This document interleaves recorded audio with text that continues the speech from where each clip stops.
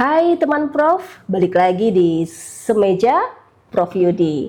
Seneng kalau kita bisa satu meja nih bareng sama narasumber yang inspiratif. Dari cerita-ceritanya banyak hal menarik yang nggak semua orang tahu. Nah, di Semeja Prof Yudi kali ini saya bersama-sama dengan Dr. Diki Fitraendi SPOG, spesialis Obgyn yang sudah ada di sebelah saya. Selamat sore, Ya, dokter. selamat sore. Ya, hari ini cerah sekali, secerah udara di luar ya, cuaca di luar panas gitu ya, sudah beberapa hari ini. Tapi mudah-mudahan panas di luar nggak membuat kepala sama hati kita jadi panas ya, dokter. Ya, betul. Jadi tetap adem. Kayak saya melihat dokter Diki ini kayaknya kalem gitu ya, tenang. Tapi kalau saya baca CV-nya, ternyata luar biasa perjalanan dari dokter muda yang satu ini. Beliau itu pernah bertugas di Papua. Ya, bayangkan itu sebuah daerah yang kita kalau ngedenger kata Papua itu kan terpencil, wifi susah gitu ya. Iya. Terus makanan juga nggak bisa seenak-enak kita kayak cari di Bandung, ya kan, kulineran. Nah, tapi sampai beliau memutuskan memilih menjadi spesialisasi kandungan Obgyn. Ini ada perjalanan panjang, kita spill sekarang ya. Nah, ceritain dulu dong dok, gimana ceritanya ketika dulu masih kuliah, kemudian harus ditugaskan di Papua, itu seperti apa? Iya. Ya mungkin ini jadi review dulu ya. Iya, betul-betul. Boleh. Jadi dulu saya itu di Papua memang bertugas kurang lebih 1,5 tahun waktu itu ya. Memang kalau mau jujur sih sebetulnya tidak direncanakan, ya tidak direncanakan.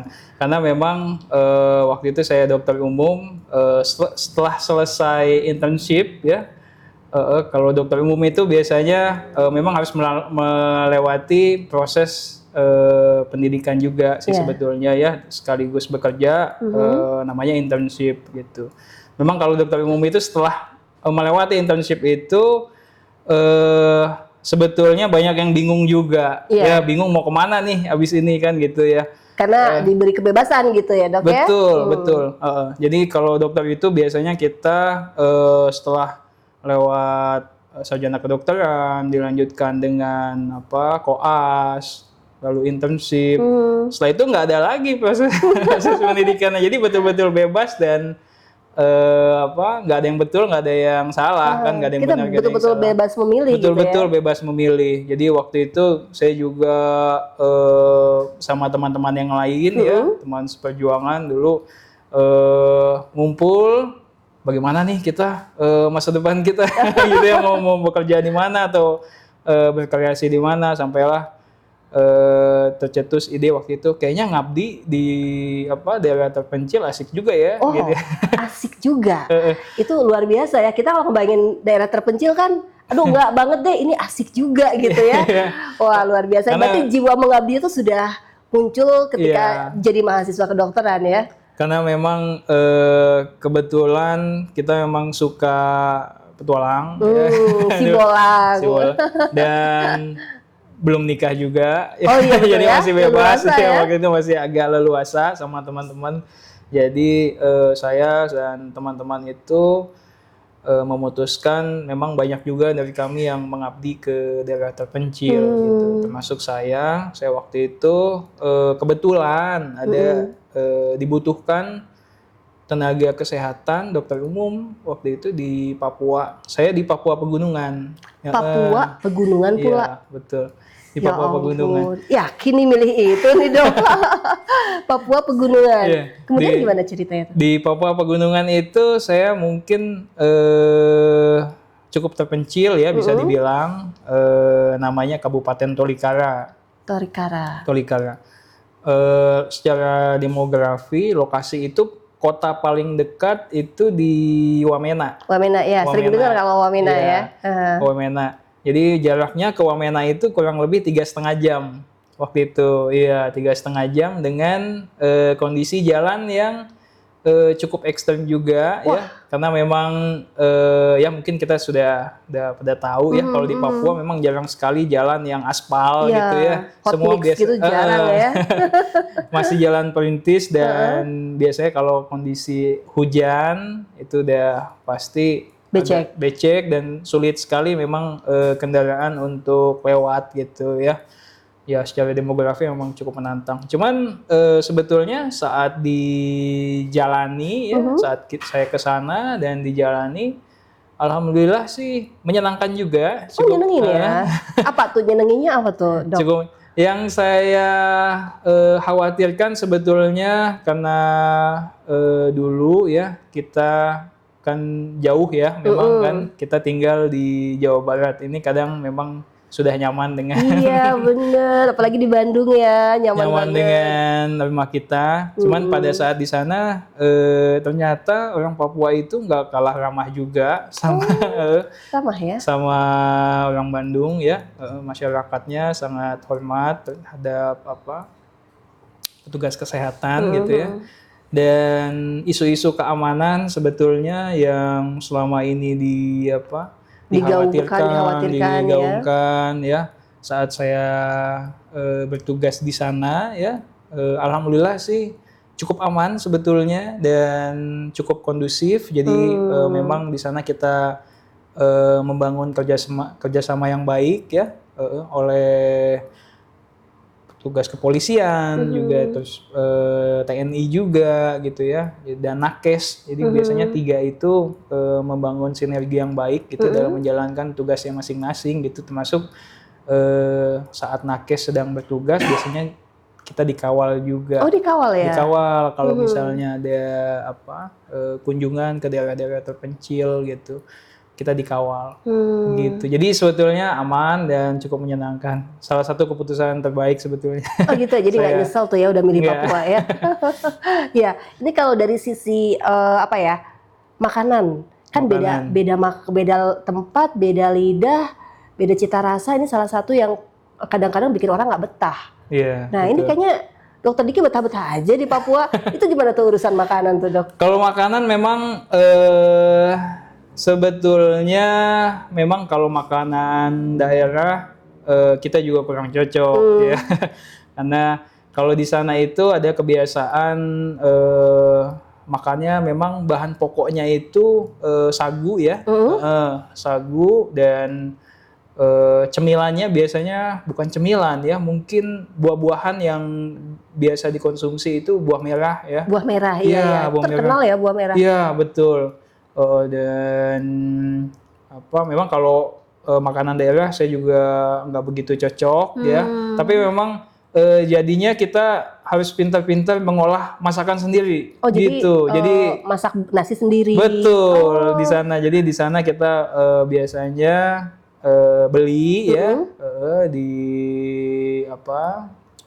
di pasar biasanya ya, di pasar, atau juga ada juga bahan-bahan makanan pokok yang disediakan oleh dinas kesehatan di sana untuk nakes biasanya kita olah dari sana. Saya juga jadi mau nggak mau jadi harus belajar masak. Bisa masak apa tuh? Sebetulnya selama di situ tuh? Ya di sana mungkin nasi goreng, ayam, segala macam gitu. Jadi masak sendiri akhirnya. Jadi masak ya mau nggak mau, karena banyak juga yang non halal kan sebetulnya. Oh iya ya, betul. Nah itu salah satu tantangan juga ya. Iya. Itu pas bulan puasa masih di sana? Puasa di sana. Puasa di sana itu lebih panjang durasinya kah dari sahur ke maghrib sama dengan Bandung atau gimana tuh? Sama aja ya. Cuma memang kan perbedaan waktu ya, karena kan 2 jam lebih beda waktunya ya. Iya, itu waktu Indonesia bagian timur berarti kan ya. Iya. Jadi tapi kalau secara jam sih sama aja ya sebetulnya. Jadi nggak ada masalah ya, nggak ada tantangan yang berarti kalau dari jam puasa. Kebetulan saya di sana itu 2 kali dapat puasa tuh. Oh, 2 kali malah ya di sana ya? 2 kali puasa, 1 Lebaran haji. Saya alamin juga di sana. Jadi sholat Id juga di sana. Aduh, kurban juga di sana berarti ya? Iya. Wah, itu momen juga karena mungkin tidak terlalu banyak orang Muslim di Papua. Betul. Ya? Jadi memang kalau masyarakat Papua, nih jadi ngomongin Papua nggak apa-apa. Kalau masyarakat bagi pengalaman nih. Masyarakat Papua itu yang Muslim sedikit ya, memang sedikit. Kebanyakan dia Kristen, Protestan ya. kalau masyarakat Muslimnya itu ada di Kota Wamena. Yang Ya, banyaknya di situ. ada satu kampung Muslim tuh isinya orang Papua yang Muslim di situ ya. Kalau di tempat saya di Kabupaten Tolikara itu memang pendatang, semua pendatang. Mayoritas suku dari Sulawesi ya, orang Palopo atau suku Bugis biasanya gitu. Itu malah banyaknya pendatang ya. Banyak pendatang memang. Oh, di situ. Nah, kalau tadi kan tentang masyarakatnya, makanannya, ini pengalaman menangani pasien. Iya. Gimana nih dok ketika di Papua? Biasanya banyaknya kasus apa? Atau mungkin juga ada pengalaman yang paling nggak bisa dilupain? Apakah misalnya nih saya pernah baca juga kalau masyarakat Papua tuh sebagian besar nggak percaya dokter, percayanya dukun misalnya. Nah, hal-hal seperti itu gimana tuh? Memang betul ya. Memang betul. Waktu saya ke sana juga bukan isu ya, kepercayaan itu terhadap dukun atau mungkin yang klinik-klinik gitu ya. Kalau dia bilang memang masih ada sebetulnya, walaupun di zaman sekarang sudah nggak begitu banyak lagi gitu ya, nggak begitu banyak lagi. Tapi kalau tantangan sih, kalau kasus ya, dulu saya sebagai dokter umum memang masih paling banyak itu malaria. Malaria, karena kondisi geografis betul, juga ya. Memang malaria. Walaupun saya di Papua Pegunungan sebetulnya ya, yang notabene itu nyamuk sedikit ya harusnya di tempat pegunungan ya, kan dingin ya. Tapi ternyata kasus malaria cukup banyak ya, dan juga kasus HIV juga. HIV cukup banyak ya? Ya betul, HIV cukup banyak di Papua itu. Kurang lebih mungkin bisa 10-20% ya di sana masyarakatnya.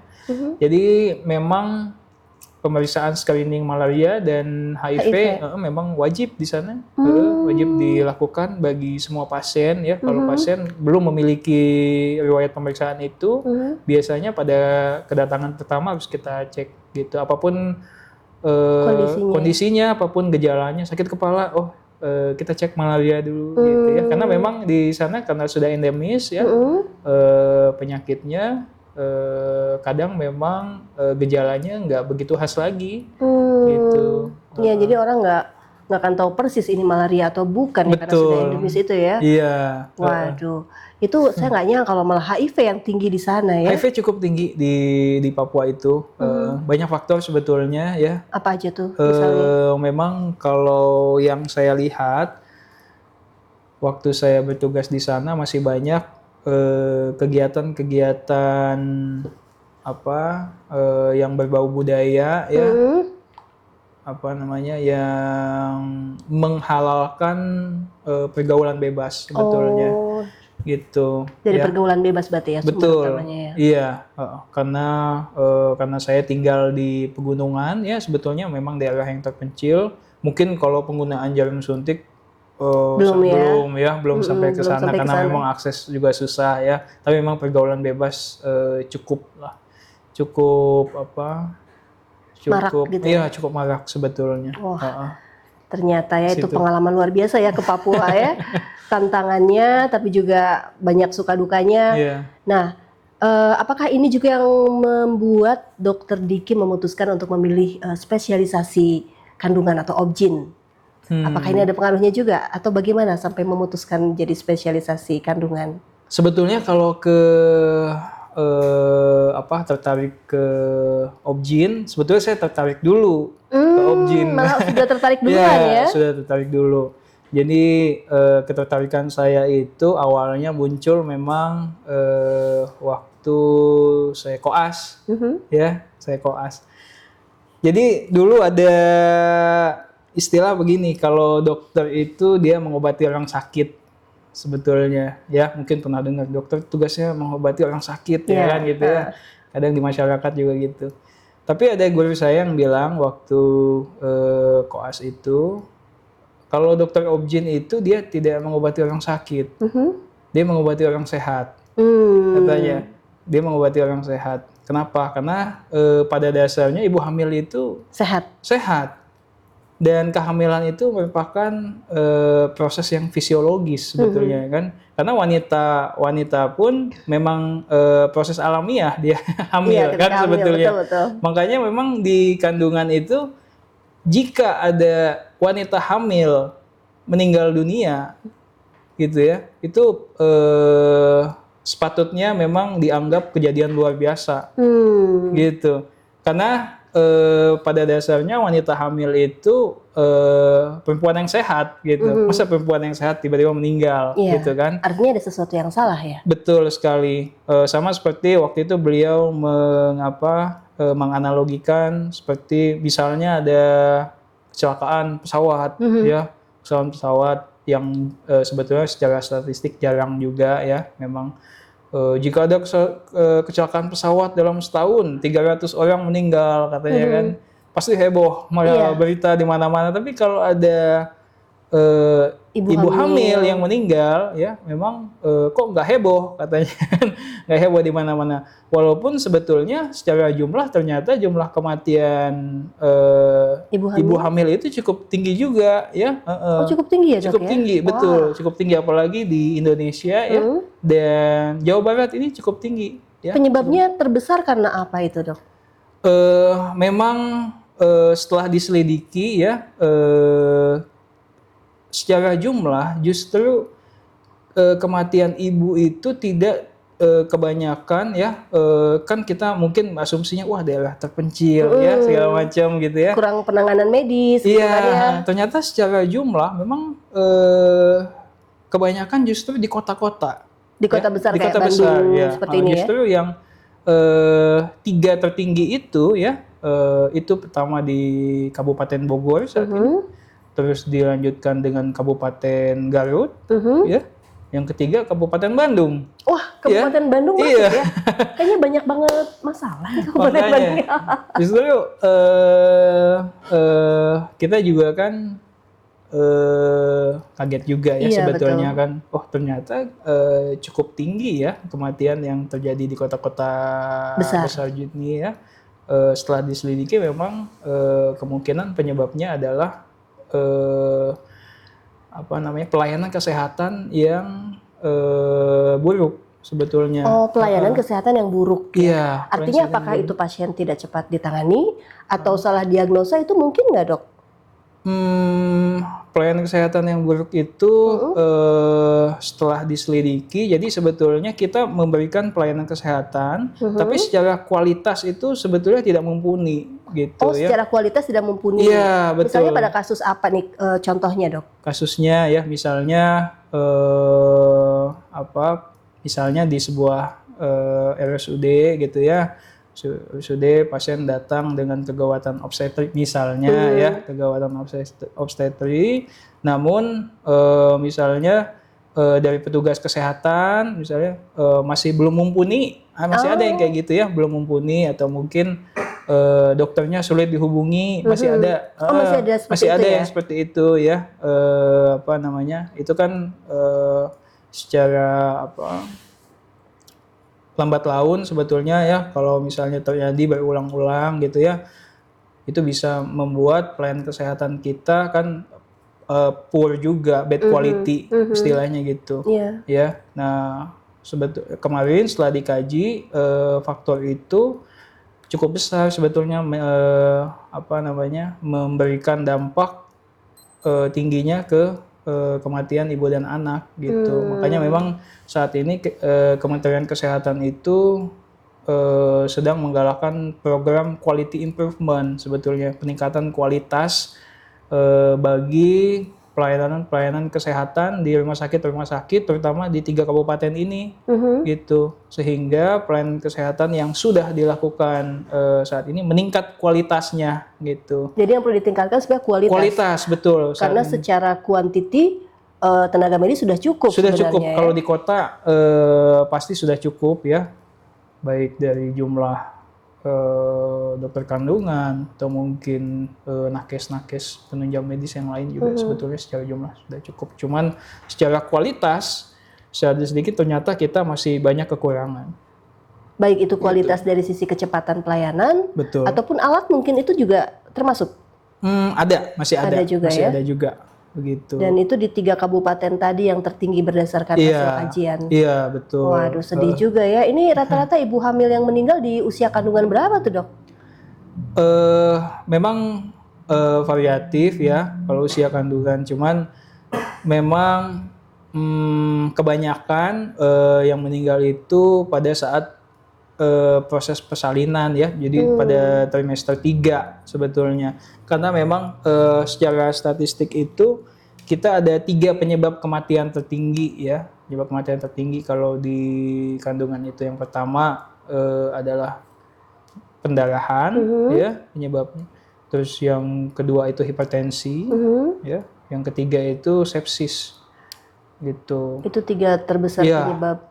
Betul, sepsis itu infeksi ya, infeksi. 3 itu penyebab, dan kebanyakan memang terjadinya di trimester akhir kehamilan gitu ya. Walaupun 3 penyakit itu sudah bisa dideteksi sebetulnya, sudah bisa dideteksi dan di screening pada saat awal kehamilan. Jadi pasien-pasien yang memiliki kecenderungan dia mengalami pendarahan ataupun kecenderungan terjadi hipertensi pada kehamilannya gitu ya, ataupun infeksi, itu sudah bisa di screening pada saat awal kehamilan. Jadi bisa dicegah begitu. Ya Betul. sebenarnya ya. Kita lagi berjalan ke sana sebetulnya ya, sehingga kejadian-kejadian yang menyebabkan kematian tadi ya tidak terjadi. Iya, gitu. karena kebayang ya, Dok ya. Saya juga sebagai perempuan gitu ya, teman Prof. Kita sudah, apalagi kalau menunggu kehamilan ini cukup lama, sekalinya hamil udah betul-betul dinantikan, ternyata di akhir ada penyakit yang baru ketahuannya tuh di akhir kan. Sedih banget itu ya, ironis banget. Nah, ini sisi lain dari seorang Dokter Diki nih, sebagai suami dan juga ayah. Ketika istri sedang mengandung dan mau melahirkan, apakah ditangani sendiri? Terus gimana perasaannya? Maksudnya apakah bisa memisahkan tuh sebagai seorang dokter dan suami ya, ngelihat anak pertama misalnya, itu kan pasti beda. Itu gimana tuh perasaannya? Kita pengen tahu dong gitu dari sisi dokter, kan nggak hanya cuma dokter bertugas gitu kan ya, tapi juga kan di rumah juga nih sama deg-degannya. Nah itu gimana tuh, Dok? Kalau anak saya kebetulan lahir itu waktu saya masih sekolah. Masih kuliah berarti? Masih kuliah ya, jadi yang pastinya saya nggak tanganin sendiri ya waktu proses persalinannya. Tapi sebetulnya dokter itu manusia juga ya, manusia juga. Kadang kalau menangani keluarga sendiri itu masih ada takutnya juga ada ya, paniknya ada juga gitu. Cuman pada dasarnya karena kita pelaku kesehatan gitu ya, biasanya kita tahu langkah-langkah yang baiknya diambil gitu jika terjadi apa-apa Tapi tetap panik nggak sih, Dok? Panik sih pasti ada ya, kita manusiawi sebetulnya. Ya? Terus manusiawi. Jadi ya sebetulnya kalau panik pasti ada, tadi udah saya bilang. Yang bisa dilakukan sebetulnya kita karena kita punya itu ya, punya teman-teman juga ya di sesama petugas kesehatan, tenaga kesehatan. Biasanya kalau ada apa-apa ke keluarga, kita plusnya lebih cepat sharingnya gitu ya, dibanding masyarakat yang umum gitu ya. Mungkin dia harus cari ke dokter dulu, harus pergi ke poli dulu gitu ya. Kalau kita sebagai tenaga kesehatan biasanya langsung telepon teman gitu ya, atau mungkin ini. Tapi paniknya juga ada. Sama ya, panik juga ya. Iya. Nah, ceritanya sampai ke klinik Ligar ini, itu tahun berapa tuh bergabung? Saya bergabung itu sebetulnya setelah lulus ya, setelah lulus, jadi kurang lebih 1 tahun setengah ya, 1 tahun setengah gitu. Iya, sebelumnya sih memang tahu ya klinik ini, karena memang awalnya klinik ini fokus di rumah singgah waktu itu ya, fokus kerjanya di rumah singgah. Namun dalam 1 tahun ke belakang ya, kita saat ini lebih berfokus pada pelayanan kesehatan untuk ibu-ibu hamil gitu, ibu-ibu hamil. Jadi memang sedang kita tingkatkan ya kualitas pelayanan kita, dan saat ini sudah mulai juga ya, mulai kita lakukan pemeriksaan-pemeriksaan kepada ibu hamil gitu di setiap harinya. Iya, tadi juga kita ketemu sama bidan-bidan. Di sini bidannya cukup banyak ya. Ada bidan Tia, ada bidan Jana, terus ada 5 orang ya, sekitar 5 orang ya. Dan waktu kita sempat kesini juga untuk liputan yang Hit and Go, itu luar biasa ya, masyarakat di sini udah pada akrab gitu ya dengan bidan-bidan yang ada di sini. Jadi kayaknya homey banget suasananya. Ketika Prof Yudi datang juga, beliau kan kalau Sabtu mau golf tuh, itu kayak sudah berbaur banget ya ini. Jadi klinik tapi nggak berasa klinik gitu ya dok ya di sini tuh ya. Karena memang sebetulnya secara usia kan sudah cukup lama berdirinya ya. Betul. 2018-an betul. Klinik ini sudah cukup lama, walaupun dulu itu belum berbentuk klinik ya. Dulu yang saya dengar ceritanya memang Prof Yudi itu membuka praktek pribadi ya di tempat kediamannya gitu ya, waktu beliau masih dokter umum. Jadi sebetulnya masyarakat sekitar juga taunya ini tempat praktek pribadi beliau gitu. Namun sekarang sudah berbentuk klinik dan sudah ada namanya gitu ya, Liga Medika. Iya, betul. Gitu. Jadi ketika sudah cukup lama ya dokter Diki datang ke sini, klinik ini sudah berdiri, ketemu sama istri juga di klinik ini? Ketemu sama kebetulan saya dan istri itu dulu satu angkatan. Oh, satu angkatan ketika kuliah? Waktu kuliah, iya, waktu kuliah saya satu angkatan, terus satu kelompok juga, ya biasanya kalau dokter begitu ya, nggak jauh-jauh. Iya benar-benar. Karena sering bareng gitu ya. Jadinya ya jadi jodoh ya, mungkin memang sudah jodohnya, jadinya saat ini kita sudah menikah, udah punya anak 1. Berapa tahun sekarang anaknya? 3 tahun. 3 tahun, lagi lucu-lucunya ya. Pasti kangen terus tuh main sama anak-anaknya juga biasa gitu. Betul. Laki-laki perempuan dok? Perempuan. Perempuan cinta pertamanya tuh pasti ayahnya. Ini pasti ini banget gitu, deket banget gitu ya. Jadi ini bocoran buat episode selanjutnya teman Prof ya. Nanti kita akan spill lebih jauh keseharian Prof Yudi seperti apa melalui Dokter Diki. Kenapa? Karena istrinya Dokter Diki itu adalah anaknya Prof Yudi ya? Iya, putrinya Prof Yudi. Nah, pasti penasaran kan? Kita baru episode 1 aja nih bareng sama Dokter Diki. Masih akan banyak lagi episode-episode lainnya. Jadi stay tune terus di Semeja Prof Yudi. Terima kasih.